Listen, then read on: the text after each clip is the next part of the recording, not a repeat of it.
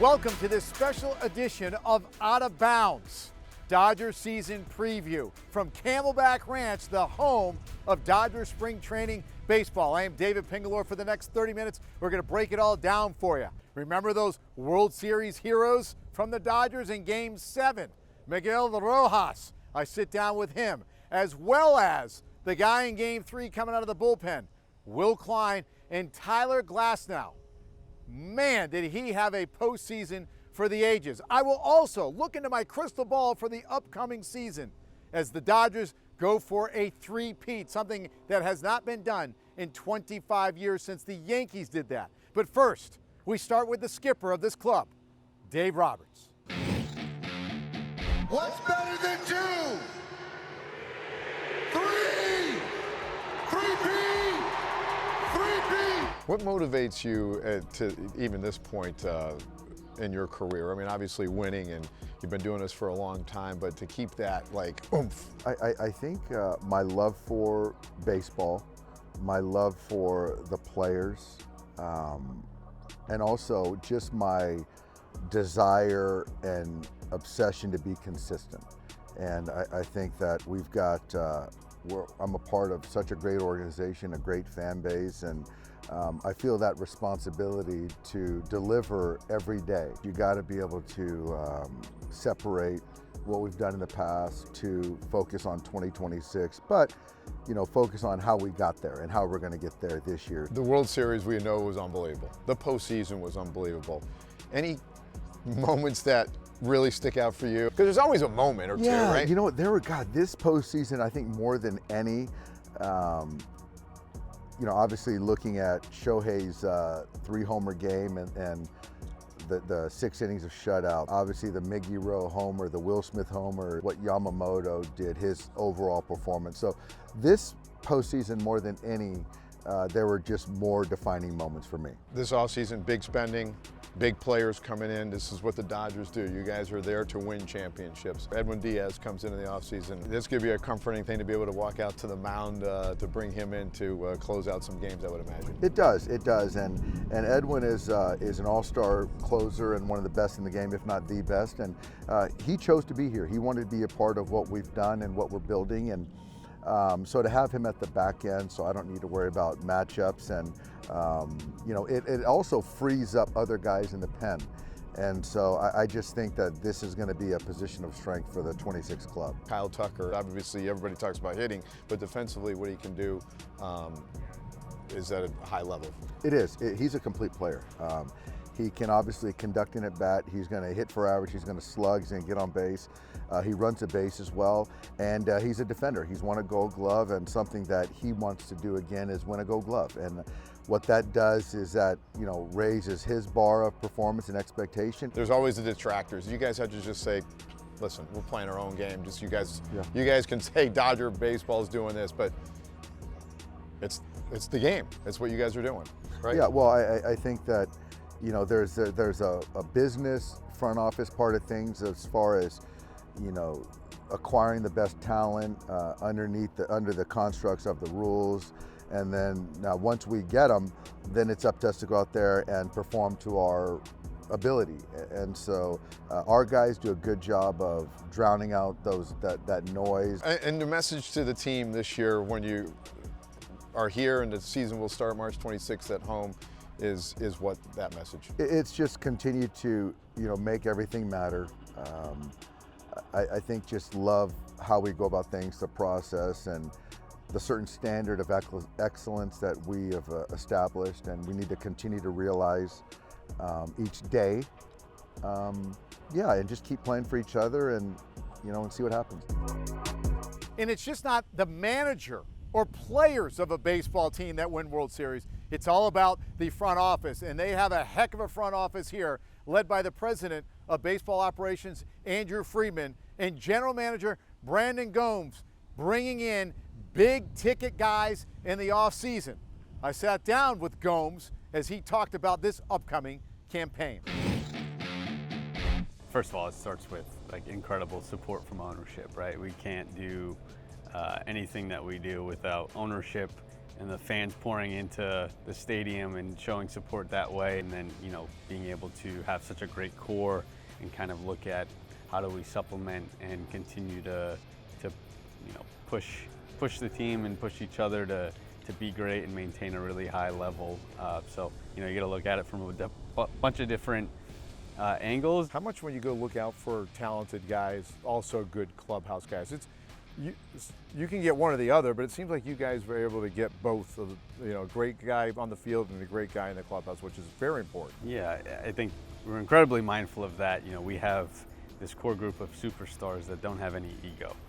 So it's really important for us to maintain that the guys that we're bringing in are going to fit into that mentality and put winning above everything, and not be a selfish group. And I think that's something that we've been mindful of and been able to execute. I mean, like your rosters. I mean, every year I go, hey, the roster is this, and it gets better. Are there any concerns going in, like when you look at the season ahead, like, oh man, this and that?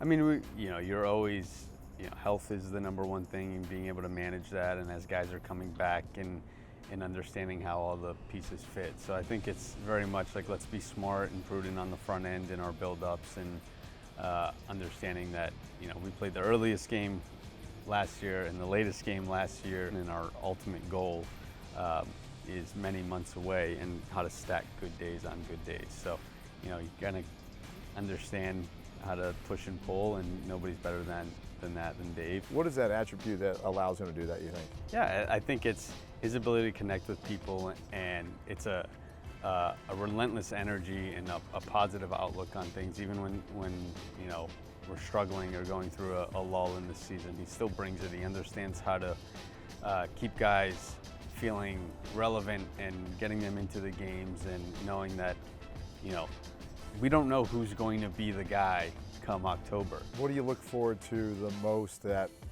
season home opener in front of the Dodger fans? Yeah, I think like the banner being raised, and then ring night, and just, you try to take a step back and really appreciate all the work that goes into it from our players, staff, front office across the board, and being able to celebrate that with our fans is always special. What is the reaction from you and Andrew? You guys are, in an office, and you guys get these big free agents coming in, and there's always the haters, like, oh my gosh, the Dodgers are ruining baseball. It's really not ruining baseball. Do you get a kick out of the fact that it's almost like it's just out of jealousy?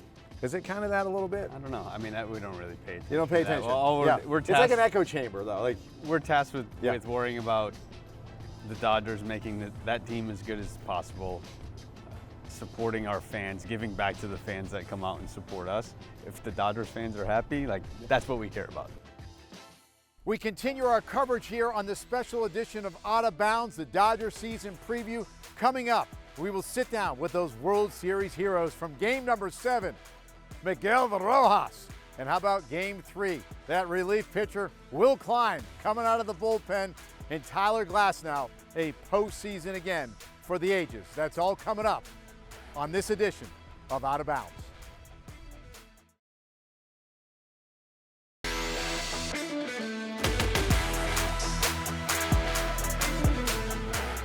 Welcome back to this special edition of Out of Bounds, the Dodgers season preview. What a year it was last year. We want to talk about that 2025 World Series. They were able to defend that title with some unexpected heroes, specifically in Game 7. Miguel Rojas in the 9th inning. Whoa! Game-tying home run to extend that game and to eventually go on to win the World Series. Dodger fans will never forget it. Neither will he.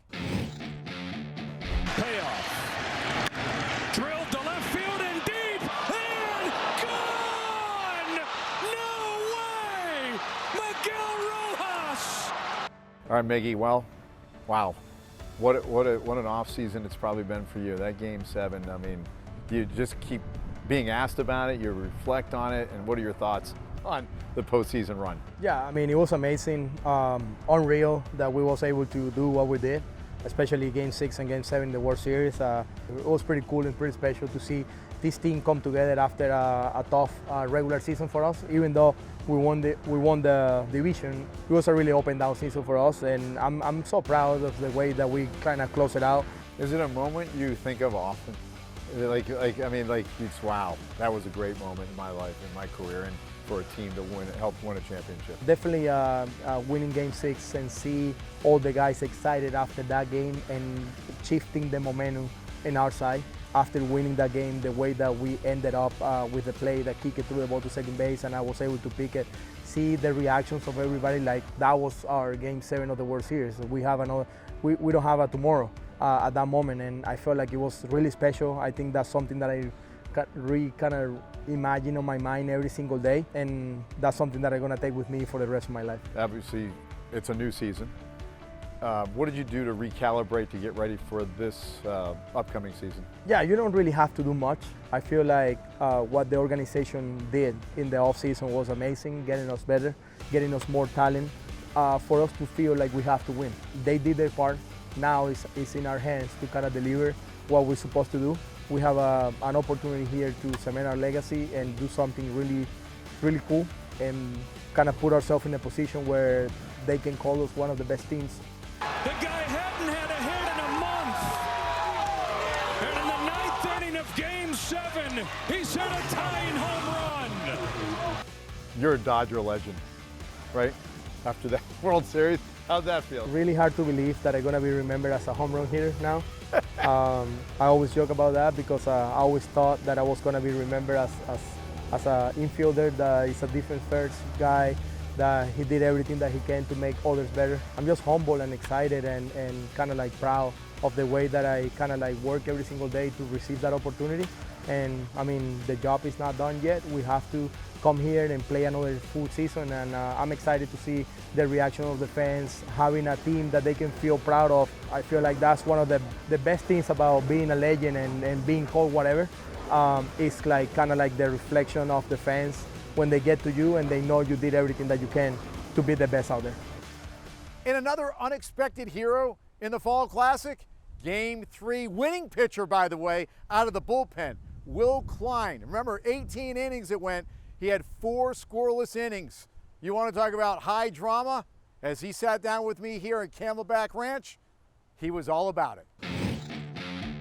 Season's going to be starting, but I'm going to rewind. Yeah. 72nd pitch for a guy who'd never thrown more than 30.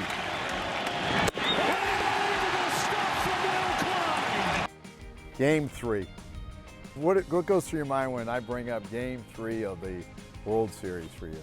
Yeah, probably the craziest day of my life, baseball-wise. I mean, I feel like my life completely changed there. I feel like it definitely gave me a little kick for my career, and just personally too, feeling the love from all these Dodgers fans and just people worldwide was really cool to get to experience, When you're in that moment of a historical game and you're in the middle of it, how do you mentally focus in on and not saying I'm in this moment? I feel like it took almost no effort in that. It was weird because I look back at it and it's I was just kind of in the zone, I was able to just flip the switch and get into that. I just got added to the team. I didn't want to be the guy that lost the Dodgers a World Series game. Now that we're here, obviously if I was sitting here with you last year at this time, to envision that happening is nearly impossible. Yeah. Right? So now looking forward to this upcoming season,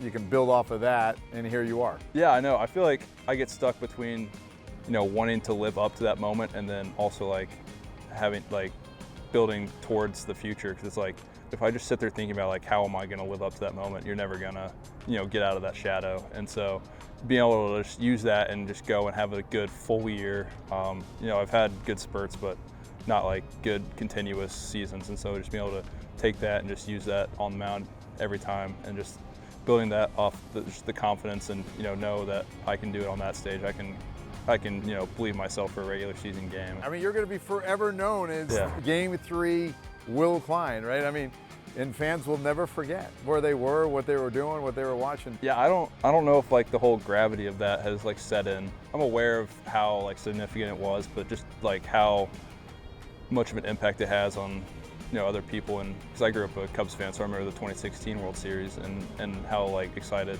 my whole family was for that, and so just to kind of picture myself on the other side of that for thousands, millions of fans here is kind of cool.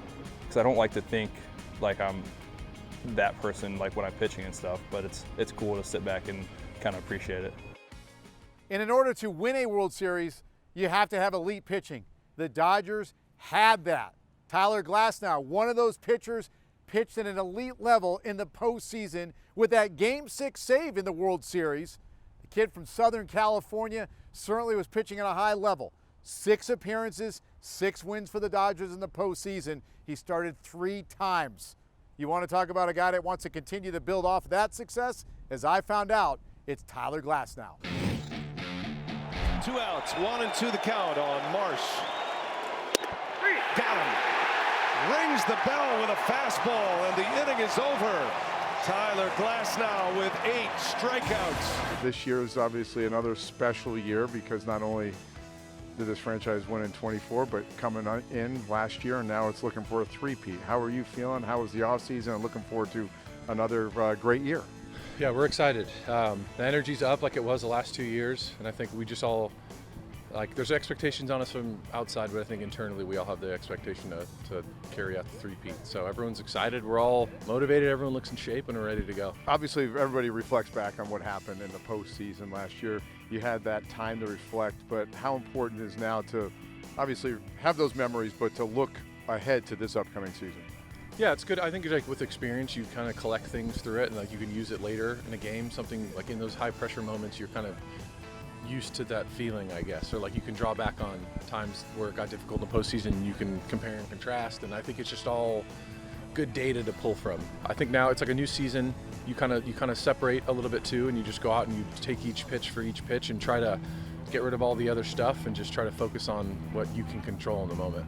How much do you build off of what you did from last season into the postseason moving forward from a personal goal? I think just there's some mechanical stuff, like some simple things I changed with Connor and Mark, like just with like foot and hip stuff, and it was so simple and it just made me feel so good in September.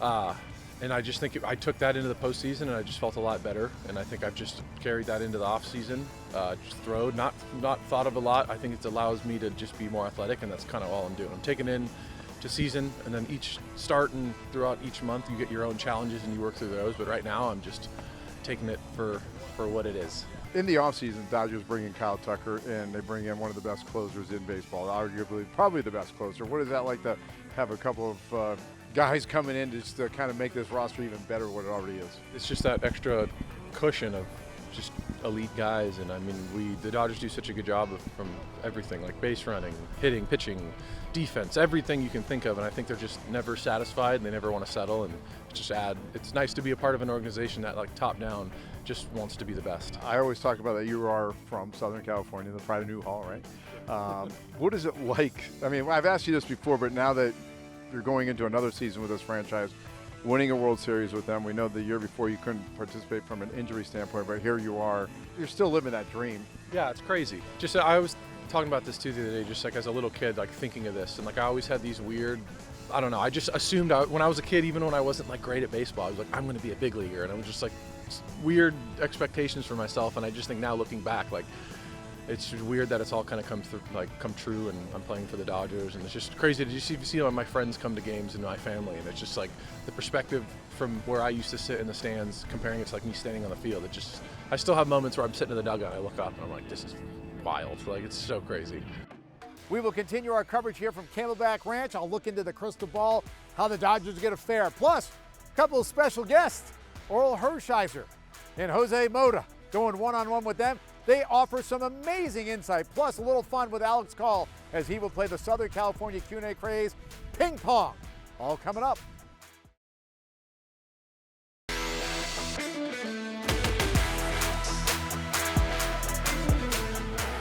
All right, welcome back to Out of Bounds, the season preview, of course, of the Los Angeles Dodgers. Now we find ourselves in Camelback Ranch Stadium, spring training home, of course, of the Dodgers. And as for this ball club, it was that trade deadline late in the summer. Nationals, they want to wheel and deal with the Dodgers. Who do they go out and get? Wow, what a great pickup they got in Alex Call. Wow, 6 hits and 7 plate appearances in the postseason, and now he takes his shot at the Southern California Q&A craze, ping pong. Enjoy. All right, Alex, what's one thing you could tell us about yourself that Dodger fans may not know about? Or anybody? Okay, I played the alto saxophone. Really? Yeah. I don't even know what that looks like. Are they Oh, alto? come on. I know what the Yeah. saxophone, but it's like the smaller one, not the smallest one, and not the biggest one. So if you weren't playing professional baseball for a living, what do you think you would have done? Man, a lot of different things. I thought about, I was an entrepreneur major at Ball State, so owning businesses, thought about franchising, thought about ministry, doing a lot of different things. So not really sure, but whatever God's plan is for me. So baseball's a great plan, though, for the time being, right? It's been my dream. I feel like it's something God put on my heart all the way through, and praise God that I've been able to make it and do and live out the dream. Growing up, you idolized who as a baseball player? Who did you look up to? Torrey Hunter was my favorite player. Oh. And I grew up in western Wisconsin, River Falls, Wisconsin, about 45 minutes from the Twins. I like the Brewers too, but the early 2000s Twins with Torrey Hunter and Joe Mauer and Justin Morneau, those guys, really had a fun time watching them and loved how Torrey played the game. Can you remember your first hit in big league baseball? Do you remember it? Oh yeah. What was that? I was with the Guardians, and I was in Chicago, which was interesting because they drafted me. We were playing in Chicago just after the All-Star break, and Tanner Banks was pitching, and he was my roommate in high A. Oh, wow. With Winston-Salem with the White Sox, and so he made it to the big leagues with the White Sox. I was with Cleveland, and he threw me a changeup with 2 strikes, and I hit it about an inch over Tim Anderson's jumping glove into the outfield for a solid big league single. Felt amazing.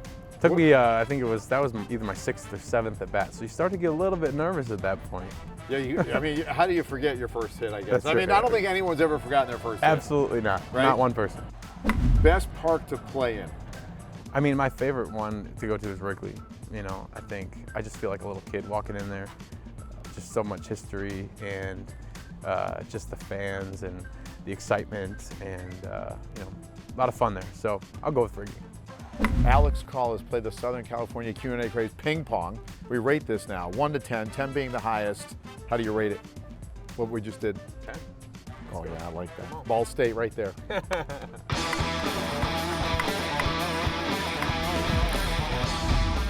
And while I was out at spring training, wow, what a sight. It was cool. The wind was coming in. It was a little rainy. And watching practice was legendary Dodgers pitcher Orel Hershiser and radio broadcaster Jose Mota. What insight they have. I like that nobody's talking about 2025 anymore. Well, that's a good thing. And they're good about that. I mean, last year they got here like 2024, that's it. We already got the trophy, got the ring. It's like 2025, feel great about it. Now it's like focus. If we can stay healthy, it could be another special year, just like we kind of prognosticated last year of how many games they could win. People were talking 110, 120, set the all-time record. This is the kind of roster that could do that too, but it's going to take health. Everything is all about health, right? I mean, you got to be healthy to get to the end and win a championship. Nobody really wins a title with not being healthy. You have depth, but you have resources, well-spent resources. Yeah. So it's not just, we have money, it's like, no, this guy fits, great. That's how you build your depth with people that through the draft, free agency, and trades. How do they fit, and can I trust this person? The number one thing that they don't talk about it enough is that, yes, they spend the money to get people, but the number one thing they scout is character. And these guys come up from the minors. They've built men that have character, that don't melt down, and when these guys are signed by the Dodgers and then are here, they have character and can perform in the biggest moments. And as the sun sets here at Camelback Ranch Stadium, it's now time to look ahead to the upcoming 2026 campaign. Wow. Last year I sat here, I said the Dodgers would have won a World Series. I'll give myself a pat in the back, but nonetheless, this is even easier. 120 wins, not out of the question, but I like them to win, again, the World Series. Looking for a three-peat. Hasn't been done since the Yankees did it 25 years ago. They'll do it again. Mark it down. For everybody part of this broadcast of the Los Angeles Dodgers season preview, I'm David Pingalore. Enjoy your Dodgers baseball season.